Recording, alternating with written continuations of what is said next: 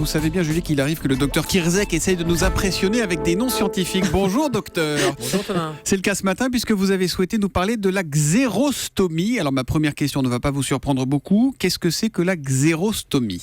C'est simple Thomas. Xéros c'est la sécheresse et stomie c'est la bouche. Donc c'est la bouche sèche. C'est cette sensation désagréable d'avoir toujours la bouche un peu sèche, collante, la soif fréquente. Et c'est lié au manque de salive. Donc la xérostomie c'est un syndrome qui peut aller jusqu'à des petites blessures ou des brûlures.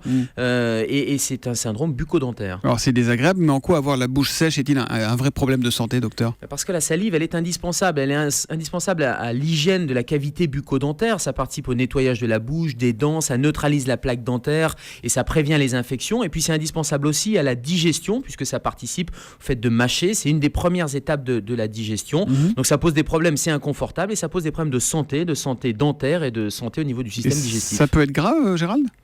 Grave, non. Désagréable, oui, mais grave quand la cause de cette xérostomie est une cause générale, par exemple. Alors, il y a certaines causes comme les traitements, les effets secondaires de certains traitements, les antidépresseurs, les anxiolytiques, certains antihistaminiques. Vous savez, on va rentrer dans une période où il y a des allergies. Ça peut causer comme effet secondaire une xérostomie. Puis il y a des maladies générales comme le diabète, comme la maladie de Parkinson, qui sont des causes qu'il faut rechercher pour pouvoir traiter cette sécheresse buccale. Et puis il y a des causes un peu plus locales comme les glandes salivaires.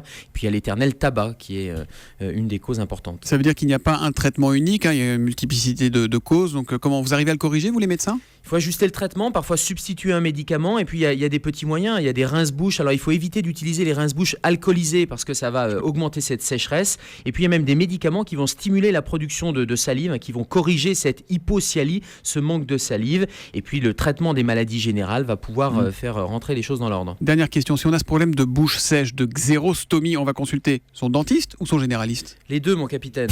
le dentiste ou le médecin généraliste dans un premier temps. Et puis il y a même des spécialistes de la cavité buccale, ça s'appelle les stomatologues. Merci beaucoup, docteur Kirzek. Il est la nuit aux urgences le matin avec nous à 7h-5 pour la question santé d'Europe 1. Gérald, qu'on retrouvera dès lundi. À lundi, docteur. À lundi, Thomas, bonne journée.